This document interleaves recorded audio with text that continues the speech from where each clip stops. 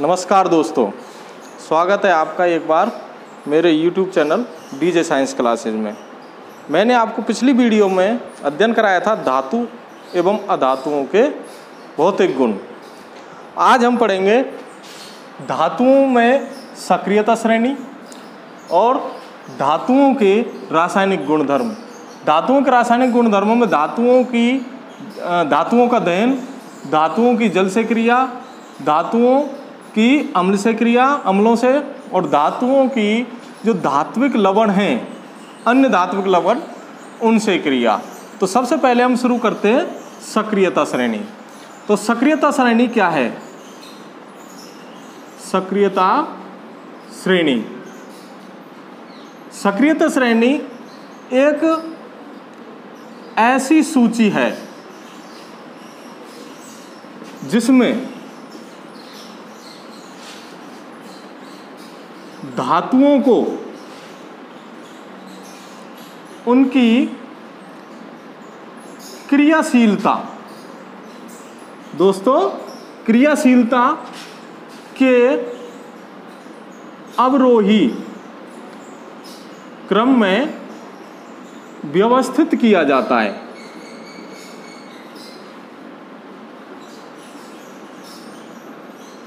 सक्रियता श्रेणी एक बार दोबारा से सुन लो। सक्रियता श्रेणी एक ऐसी सूची है जिसमें धातुओं को उनकी क्रियाशीलता के अवरोही क्रम में क्या किया जाता हो, व्यवस्थित किया जाता हो, सक्रियता श्रेणी कहलाती है।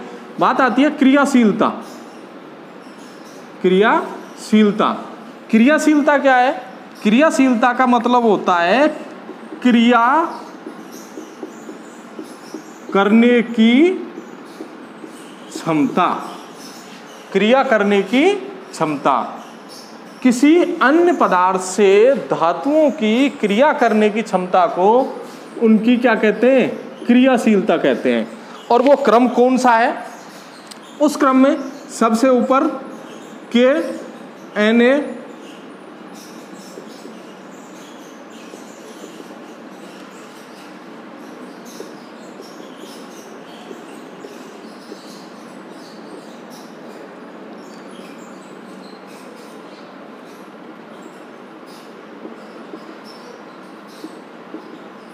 इस प्रकार से ये क्रम चलता है, जिसमें पोटेशियम है।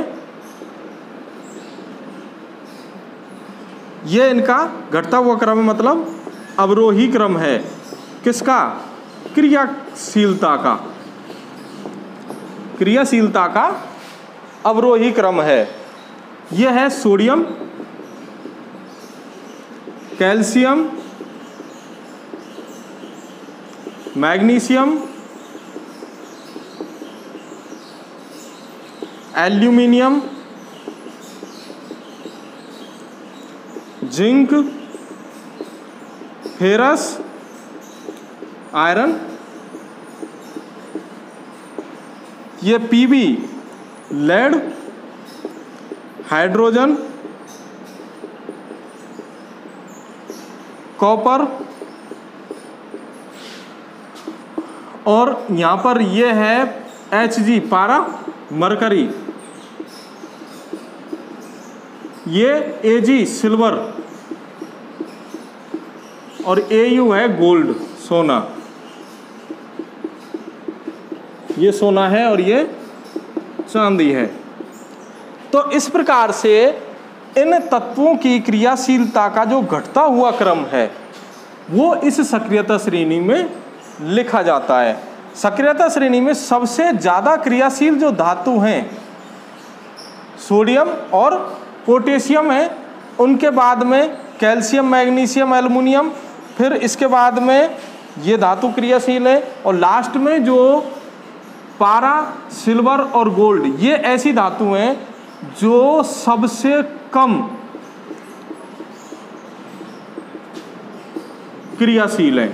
सबसे कम क्रियाशील है। इसका मतलब ये हुआ ये तीन धातु क्रियाशील सबसे कम है, और सबसे ज़्यादा क्रियाशील धातुओं में आती हैं ये धातु हैं। तो दोस्तों सक्रियता श्रेणी का ये क्रम आपको अवरोही क्रम में मैंने लिख दिया। अब अपना अगला जो टॉपिक है वो आएगा धातुओं के रासायनिक गुणधर्म। कल मैंने आपको पढ़ाया था धातुओं के भौतिक गुणधर्म। धातुओं के भौतिक गुणधर्मों में मैंने आपको कल की वीडियो में काफ़ी बताया था। आज पढ़ेंगे हम धातुओं के रासायनिक गुणधर्म। रासायनिक गुणधर्म, रासायनिक गुणधर्मों में सबसे पहले पढ़ेंगे धातुओं का दहन। धातुओं का दहन, धातुओं का जो दहन होता है, दहन का मतलब होता है जलना। दहन का मतलब होता है जलना। धातुओं का अगर हम दहन करेंगे और कोई भी चीज जलाते हैं तो किसकी उपस्थिति में जलाते हैं? ऑक्सीजन की उपस्थिति में। तो धातुओं का दहन करने पर जो हमें पदार्थ प्राप्त होगा वो धात्विक ऑक्साइड होगा। धात्विक ऑक्साइड। और धात्विक ऑक्साइड जो होती है उसकी प्रकृति होती है क्षारीय। क्यों होती है इसकी प्रकृति क्षारीय? क्योंकि जब हम धात्विक ऑक्साइड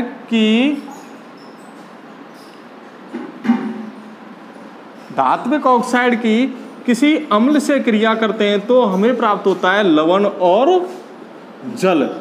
लवण और जल कब बनते हैं? जब अम्ल और क्षार दोनों क्रिया करते हैं। तो इसका मतलब ये क्या हुआ? क्षार, ये हुआ अम्ल, तो और हमें प्राप्त क्या हुआ? लवण और जल। तो धात्विक ऑक्साइड की जो प्रकृति होगी वो कैसी होगी? क्षारीय प्रकृति होगी, क्योंकि ये अम्लों से क्रिया करके लवण और जल बनाते हैं। जैसे उदाहरण लें, अगर मैं बात करूं सोडियम की, Na को का दहन करूंगा। Na जो है, सोडियम है, वो सबसे अधिक क्रियाशील तत्व है। पोटेशियम है, वो भी सबसे अधिक क्रियाशील तत्व है। तो सोडियम का दहन करने पर हमें जो पदार्थ प्राप्त होगा सोडियम ऑक्साइड होगा।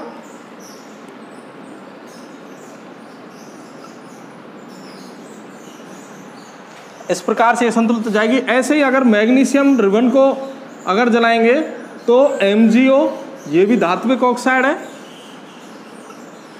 अगर हम एल्युमिनियम को अगर जलाएंगे, एल्युमिनियम का दहन करेंगे तो Al2O3, इस प्रकार से प्राप्त होगा। ऐसे ही अगर हम कॉपर को, Cu को जलाएंगे, कॉपर ऑक्साइड बनेगा CuO। अगर हम जिंक को जलाएंगे ZnO बनेगा। इस प्रकार से जितने भी ये ऑक्साइड हैं इनकी प्रकृति कैसी होगी? क्षारीय। लेकिन इसमें अपवाद है। देखो, जिंक ऑक्साइड और एल्युमिनियम ऑक्साइड, ये दोनों धात्विक ऑक्साइड, जिंक ऑक्साइड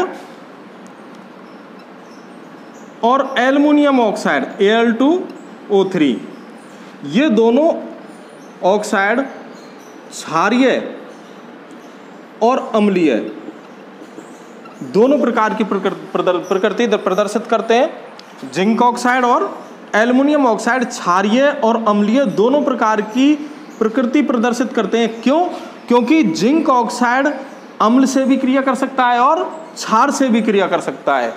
ऐसे ही एल्युमिनियम ऑक्साइड अम्ल से भी क्रिया करता है और क्षार से भी क्रिया करता है। और क्या बनाता है? लवण और जल। कैसे बनाता है? देखो, लवण और जल कैसे बनाता है? अगर मैं एल्युमिनियम ऑक्साइड की Al2O3 की क्रिया HCl से कराऊं तो ये बनेगा AlCl3 और H2O। ये यहां पर लवण है, धात्विक लवण, और ये क्या है? जल। ये क्या है? अम्ल। तो इसकी प्रकृति क्या हो गई? क्षारीय। अगर मैं Al2O3 की क्रिया NaOH से कराऊं तो क्या बनेगा? NaAlO2 प्लस में H2O। इसका मतलब ये क्या हो गया? लवण, और ये क्या हो गया? जल। ये क्या हो गया? क्षार। तो इसकी कैसी प्रकृति हो गई? अम्लीय। ऐसे ही अगर मैं बात करूं जिंक ऑक्साइड की, ZnO की, इसकी HCl से क्रिया कराऊंगा तो ZnCl2 प्लस में H2O बन जाएगा, और ZnO की क्रिया में NaOH से कराऊंगा तो Zn इसमें बनेगा Na2ZnO2 प्लस में H2O। तो देखो ये लवण ये जल, ये लवण ये जल, यहाँ पर ये क्या है अम्ल, तो ये क्या हो गया क्षार, यहाँ पर ये क्या हो गया अम्ल, और ये क्या हो गया क्षार। इसका मतलब ये हुआ जिंक ऑक्साइड और एल्युमिनियम ऑक्साइड Al2O3 ये दोनों ऑक्साइड कौन सी प्रकृति प्रदर्शित करते हैं, उभयधर्मी। उभयधर्मी ऐसे ऑक्साइड जो अम्लीय और क्षारीय प्रकृति प्रदर्शित करते हैं वो उभयधर्मी ऑक्साइड कहलाते हैं, उभयधर्मी ऑक्साइड। तो इसका मतलब उभयधर्मी ऑक्साइड किसे कहते हैं, ऐसे धात्विक ऑक्साइड, ऐसे धात्विक ऑक्साइड जो अम्लीय व क्षारीय दोनों प्रकार की प्रकृति प्रदर्शित करते हैं, दोनों प्रकार की प्रकृति प्रदर्शित करते हैं, वो ऑक्साइड या वो धात्विक ऑक्साइड, वो धात्विक ऑक्साइड उभयधर्मी, धात्विक ऑक्साइड उभयधर्मी ऑक्साइड कहलाते हैं, ऑक्साइड कहलाते हैं, उभयधर्मी ऑक्साइड कहलाते हैं। इसमें आगे अगर हम बात करें कुछ और धात्विक ऑक्साइडों की, तो देखो मैग्नीशियम है, जिंक है, एल्युमिनियम है, लेड है, magnesium Mg, Al, Pb, Zn, इन सभी के ऑक्साइड, इन सभी के ऑक्साइड जो होते हैं, इन सभी के ऑक्साइडों की एक परत, इन सभी धातुओं के ऑक्साइडों की एक परत इन धातुओं की सतह, धातुओं की सतह पर चढ़ जाती है।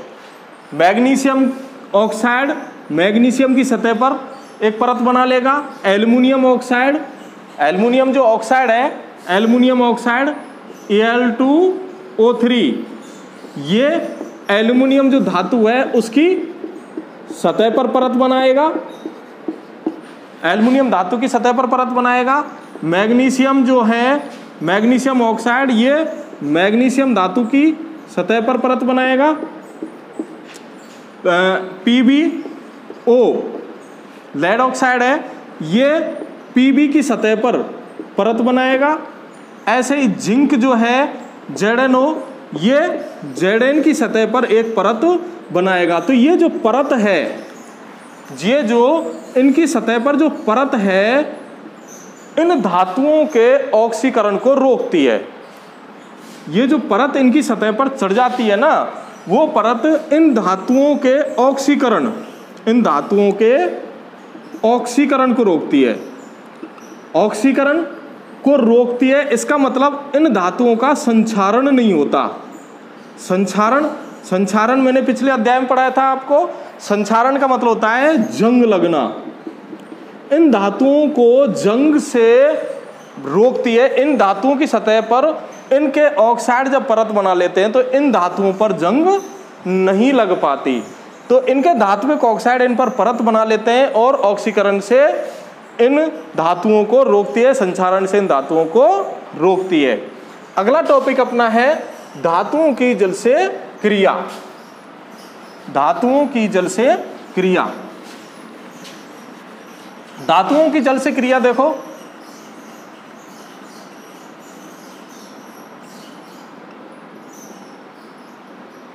धातुओं की जल से क्रिया जो अधिक क्रियाशील है, अधिक क्रियाशील, जिनमें मैंने आपको बताया था पोटेशियम और सोडियम, ये अधिक क्रियाशील धातु हैं, वो ठंडे जल से क्रिया करती हैं।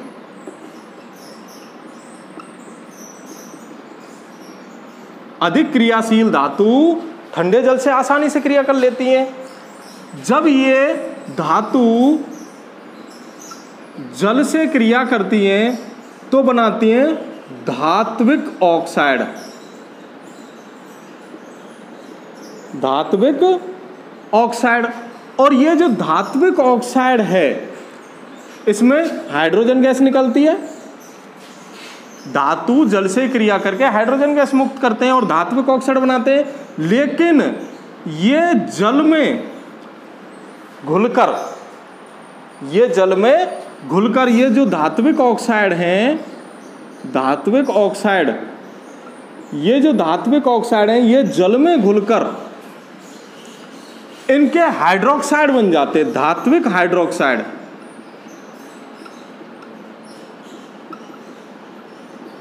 धात्विक हाइड्रोक्साइड बन जाते हैं और कौन सी गैस निकलती है? हाइड्रोजन गैस निकलती है। इसका मतलब ये पहले जल से क्रिया करके धात्विक ऑक्साइड और हाइड्रोजन बनाते हैं, लेकिन धात्विक ऑक्साइड पुनः जल में घुल के धात्विक ऑक्साइड पुनः जल में घुल करके धात्विक हाइड्रोक्साइड बना लेते हैं। जैसे पोटेशियम का अगर हम जल से क्रिया कराएं तो ये बनेगा KOH, और कौन सी गैस निकलेगी?